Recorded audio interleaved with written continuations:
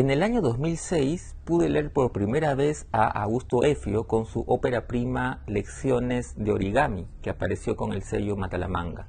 Y ya desde esa primera lectura pude advertir que se trataba de un escritor muy interesante. De hecho, algunos años después, confirmó sus virtudes y sus destrezas narrativas, sobre todo en el cuento, con su libro Algunos cuerpos celestes, que fue publicado el año 2019 por Peisa. Y el año pasado, en el segundo semestre del año 2021, se reeditó su primer libro, justamente Lecciones de Origami, en una muy bonita edición de Peisa. Justamente sobre este muy interesante libro, conversó con Augusto hace unos días y quiero compartir con ustedes dicha charla. Pero antes quiero recordarles, sigamos leyendo. Las librerías siguen funcionando de manera presencial y también lo hacen en modo delivery. Y yo quiero recomendarles la estupenda librería Escena Libre. Pueden encontrar su local en San Isidro, en Camino Real, dentro del Centro Cultural de la Universidad Católica del Perú. Y también obviamente a través de sus redes sociales como Facebook e Instagram. Ahora sí, sin más preámbulos, lo dejo con la entrevista a Augusto Efio, aquí en Letra Capital.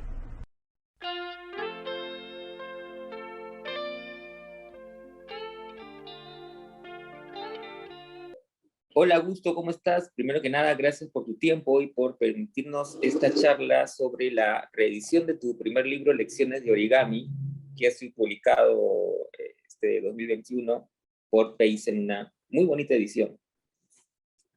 ¿Cómo estás, Augusto? Bien, Carlos, gracias. Gracias también por la convocatoria y encantado de conversar sobre lecciones de origami, aunque, como dije en la presentación, ya después de 15 años, porque el libro se ha reeditado después de 15 años, reniego un poco del título, pero a los libros hay que aceptarlos como vinieron bautizados. Sí, cierto. Aunque es, eso que dices me hace pensar un poco al último cuento justamente del libro, donde hay un guiño también al libro, ¿no? Al título y en fin. Pero antes de llegar a ese punto que me parece interesante, más aún con lo que acabas de decir tú, quería un poco recordar justamente esa época. O sea, el libro aparece en el 2006, ¿verdad? En Ediciones Matalamanga. Eh, y claro, es un libro eh, orgánico, es decir, los cuentos forman una unidad, eh, hay una ciudad, digamos, imaginaria o ¿no? Ficticia, que es San Cristóbal, evidentemente eh, inspirada en una ciudad, en una provincia, si la memoria no me falla, pero en realidad irreconocible, digamos, ¿no? Lo que le da una atmósfera especial. Eh, pero también hay un halo, eh, una atmósfera también turbia, de corruptela, que después, claro, luego aparece en el siguiente libro, ¿no? Y de ciertos personajes también que mantienen una unidad. ¿Tú ese libro lo pensaste así? O mejor, yo supongo que sí, pero ¿en qué momento lo piensas así? Es decir, ya desde la escritura del primer relato pensabas eh, en esa unidad o fueron apareciendo y tú viste en algún momento que de alguna manera se vinculaban. Sí, bueno, debe ser uno de los puntos más rescatables del libro, ¿no? Que es un universo cerrado, puede funcionar como una novela, ¿no? Si se quiere, porque hay personajes que saltan de un relato a otro y para quien quiera ver y para quien esté atento, se va a dar cuenta que además eh, el libro, que tiene 6 relatos, empieza con un primer relato en el que se menciona a San Cristóbal desde Lima, se lo menciona. Luego está un cuento en el que un personaje viaja a San Cristóbal y en ese viaje va mencionando a algunos de los personajes que luego van apareciendo en los demás relatos. Y en el último relato efectivamente hay este cuento que se llama Un parpadeo de Jim Hackman, que te obliga a revisitar los relatos anteriores, ¿no? ¿En qué momento surgió esta estructura orgánica? Creo que es como todo una mezcla de la voluntad y de lo que va saliendo, ¿no? Yo siempre he dicho que los dos libros de relatos que he publicado, ambos nacen de una imposibilidad, la imposibilidad de escribir una novela. Entonces, eso de alguna manera va marcando el tono orgánico de las historias, porque al ser el origen una historia novelesca, lo que ha sucedido es que determinados personajes o determinadas historias se han ido independizando, pero independizando de una matriz original, ¿no? Y por otro lado, recuerdo mucho que en la época en la que yo escribía el libro, me impresionó mucho un librito de cuentos que es estupendo, que es Hijo de Jesús, de Dennis Johnson, en el que también, por supuesto que el libro de Dennis Johnson es una obra maestra casi, ¿no? Pero yo como buen imitador, ya una vez que tuve la conciencia de que todas las historias o transcurrían o giraban en torno a San Cristóbal, que eso sí, digamos, fluyó de manera natural, luego fui sembrando estos personajes, este salto de un relato a otro, ¿no? Y fue así, entre intuición y voluntad, pero, pero sobre todo el hecho de que todos los relatos nacieran de una novela frustrada. Ujú. Ahora, una de las cosas que me llamó la atención del libro son los personajes. Eh, Porque, digamos, si bien está esta atmósfera, como te decía, de corrupción, en fin, de este universo de San Cristóbal, los personajes siento que tienen también eh, una atmósfera común o una impronta común, mejor dicho, ¿no? Eh, de verse acorralados un poco en sus circunstancias, ¿no? Por ahí con alguna brisa riveriana en el sentido de esta constante tentación del fracaso, por decirlo de alguna manera, ¿no? Del visitador médico que justamente va hacia San Cristóbal, eh, o el personaje que está haciendo su tesis, asesorado con este maestro anciano que luego aparece en otro relato. El mismo maestro, o su esposa, en fin, son personajes que se enfrentan a una circunstancia compleja. Eh, ¿Cómo fue la concepción de los personajes?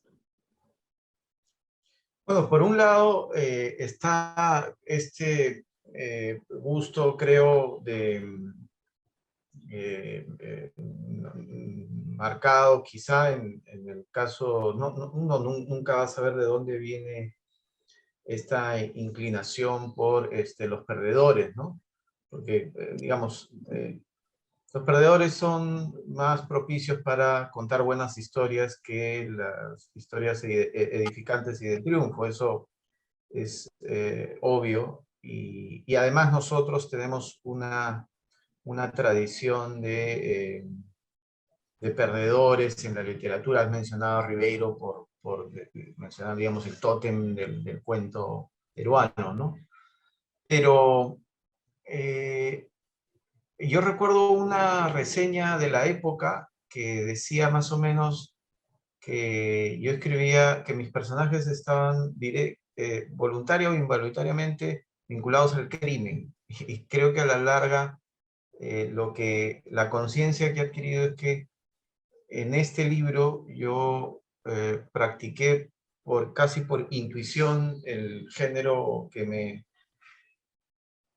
me gusta consumir como lector y que ahora pretendo con mucho más conciencia practicar como autor, y es el género negro, el género del policial duro, digamos, ¿no? el hard boiled. Entonces, sí, el denominador común de estos personajes, más allá de que son perdedores, es que todos están vinculados con eh, algún crimen que puede ser menor, ¿no? O no tanto, por mencionar solo algunas de las tramas, ¿no? Tenemos esta trabajadora del Ministerio de Educación que ayuda a una mafia a quedarse con las planillas de los profesores que han fallecido, el visitador médico que cree traficar con medicamentos vencidos, eh, está también el peluquero que es hijo, perdón, el cuñado de un mafioso y que va a ofrecerle el negocio de su vida, ¿no? O los vendedores de películas pirata, que además en algún momento cambian de giro de negocio y se dedican a pasar billetes falsos en presentaciones de libros, ¿no? Entonces, digamos, el crimen, hay distintas gradaciones para estar vinculados con el crimen o lo delictivo. Algunas eh, son más aceptables, más tolerables, unas más que otras, ¿no? Digamos, está el crimen institucional, que es el del primer relato, porque transcurre en el Ministerio de Educación y el personaje es una abogada del Ministerio de Educación que trabaja con esta mafia y no parece tener ningún remilgo en hacerlo, ¿no? Y luego está el crimen menor, ¿no? Vendedor de películas piratas, no, vamos a comprar unos billetes falsos para engañar a los ilusos que publican libros, ¿no? Entonces, creo que en ese momento, intuitivamente, yo practicaba el género sin tener mucha conciencia ni muchas herramientas, porque uno de los temas que luego, sobre los que luego he regresado es que en ese momento mi referente cinematográfico del cine negro era La Conversación, esta película estupenda de Coppola, que es del año 77, si mal no recuerdo, el año en el que yo nací. Hizo una película con la que yo me obsesioné, ¿no? Que es un clásico del cine negro, pero no del cine negro de la época dorada, sino ya de la época en la que se cambia de paradigma, se cuestiona el género, se revisita, se presentan visiones alternativas del género, ¿no? Es lo que yo consumía en esa época. Este detective no es el que resuelve el caso, al contrario, al final, la escena final es estupenda, ¿no? El desorientado, burlado. Entonces, luego con el tiempo he ido eh, con mucho más disciplina, no solo poniéndome al día en los clásicos del cine negro, no sé, te hablo de Double Indemnity o Laura o eh, Anatomía de un asesinato, y por mencionarte las más conocidas, sino también en el propio, la novela negra, ¿no? Yo después conocí a Chandler, ¿no? Después conocí a Vázquez Montalbán. Entonces, pero ya el germen estaba, ¿no? Yo practicaba el género negro sin conocerlo, y por eso todas las historias tienen este tipo de personajes que son muy, muy del género, ¿no? Ujú. Sí, incluso pensaba digamos, en la violencia que, digamos, que aparece ya, creo que me parece con más presencia en tu segundo libro, pero que sin embargo en este también hay asomos, ¿no? Es decir, pienso, por ejemplo, eh, en el personaje del último cuento que termina golpeado, ¿no? Cuando lo descubren, pues, en su mafia de pasar billetes falsos en las presentaciones del libro, algo que en realidad existe. Eh, pero también, por ejemplo, ¿no? En esta redada que le hacen al mafioso cuñado del peluquero, ¿no? Es como se va configurando cosas que ya de repente en el segundo libro son más eh, concretas, digamos, por decirlo de alguna manera. Sí, efectivamente. También hay que tener en cuenta que como buen autor primerizo, hay una tendencia pues a matar a los personajes, ¿no? Es la salida más fácil en algunos relatos, pero efectivamente creo que tiene que ver con en ese momento la visión de practicar, estar de practicar el género negro en el que hay ciertas reglas y ciertas piezas que constituyen el género, ¿no? El personaje sombrío, el ambiente gris, un crimen, y sobre todo es hurgar en la mugre, ¿no? No importa tanto la investigación ni descubrir quién es el autor del crimen, y menos aún cuando son estos crímenes casi cotidianos, ¿no? Pero sí ese estar en el fango, que es lo que creo que caracteriza a los personajes, y por supuesto que en ambientes así, a veces las cosas se solucionan violentamente, ¿no? Uh -huh. Ahora, el tema de estos ambientes corruptos que aparecen en este cuento y que también aparecen en tu segundo libro, yo pensaba, digamos, mientras volví a leer este libro, y ya, digamos, sin poder evitar comparándolos con el segundo libro, pensaba en cómo, de alguna manera, para algunos autores, el tema de la violencia política, por ejemplo, se cuela, ¿no? Y a veces incluso como un tema leitmotiv, ¿no? Pensaba que de alguna manera también el tema de la corrupción es otro gran tema, digamos, relacionado con el país, digamos. Es decir, estamos dentro de esta sociedad y no podemos ser, o digamos, no es tan difícil que se filtre eso, y en tu caso como que se vuelve eso también como un tema recurrente. Tiene que ver con eso, es decir, es una manera inevitable de contar el Mira, hecho de la sociedad. has mencionado un punto que para mí me genera muchos cuestionamientos y que he conversado con algunos otros autores o algunos amigos que son grandes lectores, y yo no creo que ambos, primero, el punto de partida es que creo que los grandes males o los momentos o las circunstancias más críticas de nosotros como nación, como país, están marcados por lo que se ha dado a llamar la violencia política y la corrupción, ¿no? Si tenemos que explicarnos por qué el Perú es como es hoy, es porque tenemos el lastre de las consecuencias del terrorismo, de cómo se atacó el terrorismo, y además la corrupción es transversal a la República, ¿no? Entonces, yo no, lo que siento, lo que veo, no sé si con propiedad o no, porque tampoco es que soy un gran consumidor de novedades literarias, pero trato de estar más o menos enterado. Lo que yo siento es que sí, algunos recurren quizá genuinamente y otros no tanto a el cliché de la violencia política como insumo para su literatura.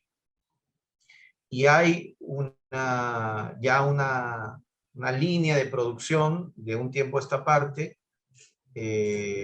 cintillos en los libros, antologías, y ya se ha generado una industria que a mi modo de ver incluso ya está derivando a lo perverso de convertir un tema en un cliché, ¿no? Que estamos derivando a ciertos libros y ciertos autores panfletarios.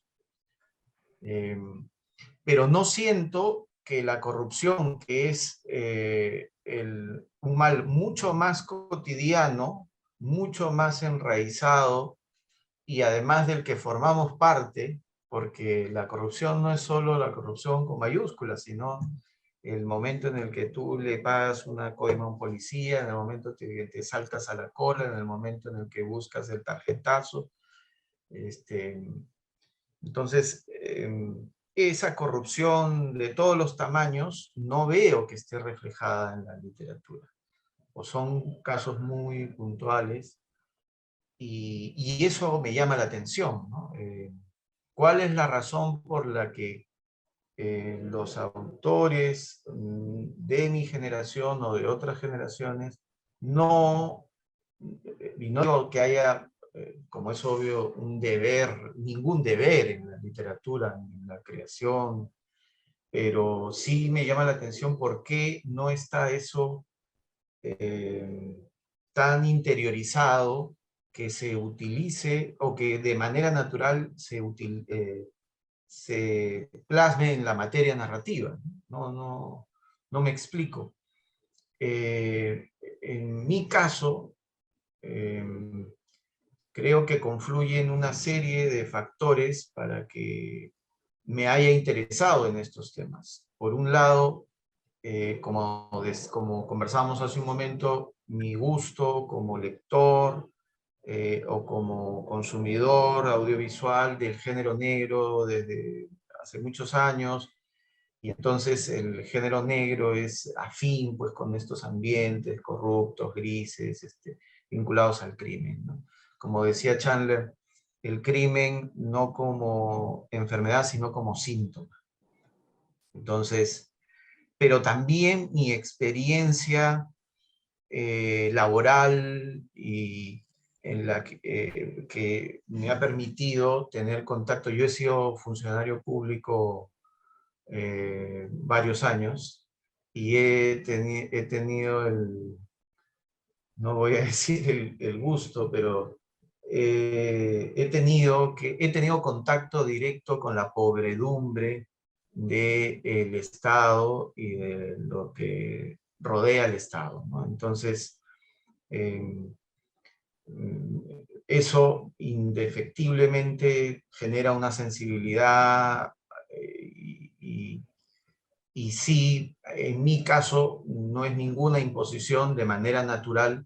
Siempre he visto estos temas como muy propicios y muy explotables y muy ricos para la materia narrativa, ¿no? ¿Qué quiero contar? Quiero contar estas historias porque eh, me van a permitir no solo armar una estructura de relojería en la que la trama funcione muy bien, sino que siento que estoy hablando de lo que somos como sociedad, como nación, y eso ha sido muy natural.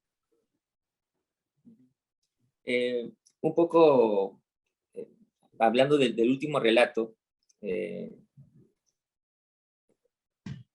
¿en qué momento lo escribes y cómo así porque claro, es un cuento que cierra muy bien el libro, o sea, ¿no? Como punto final, porque de alguna manera lo engloba, y hay muchos guiños además, ¿no? Incluso eh, me dio mucha gracia la referencia a un amigo común, cuentista también además, ¿no? Pero también la autorreferencia, pero quitándole solemnidad, ¿no? A este autor de Lecciones de Origami, ¿no? Claro, con otro nombre, ¿no? Se me va, se me fue el Claro, nombre ahorita. Celso. Sí, Ajá. claro. ¿Cómo fue, en qué momento lo escribes? Cuando lo escribes ya pensaste que ese era un buen cierre del conjunto. Creo que no fue providencial. El libro estaba listo, es decir, los otros 5 cuentos orgánicos, muy vinculados al universo de San Cristóbal, ya estaban listos. y yo estaba trabajando en otro relato, en el mismo tono, que sentía que no cuajaba. De hecho, ese relato es Algunos cuerpos celestes, que es el relato principal que más me gusta, además de mi siguiente libro. Entonces, en ese relato no me sentía feliz con el resultado que tenía en ese momento, hace 15 años, y 5 cuentos me parecían muy pocos para un libro de cuentos, y en esos meses, en esas semanas en las que estábamos trabajando ya en la edición de los otros relatos, yo asistí a la presentación del segundo libro de nuestro buen amigo Pedro Llosa, un libro, Protocolo Rothschild, que había ganado un premio en la Católica. Y el libro se presentó en el Centro Cultural de la Católica. Y estábamos ahí, bueno, tomando vino tibio, departiendo con los invitados, y de pronto viene la mamá de Pedro con su pareja de ese entonces y nos dicen, nos han engañado, nos han estafado, nos han dado $50 falsos y 200 soles falsos.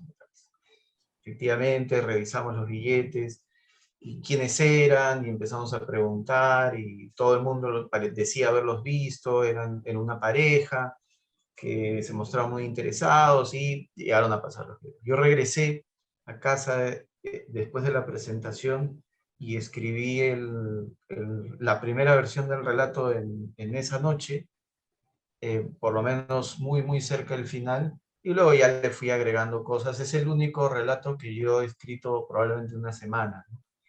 Entonces cayó del cielo, la anécdota cayó del cielo, pero sentía que cuajaba muy bien con el tono del libro, quería algo además más distendido, porque los otros relatos son densos, complejos, ambiciosos, y en cambio en este último relato opté por un lenguaje mucho más sencillo, más directo, de un humor no tanto basado en no tanto humor negro, sino un humor más llano.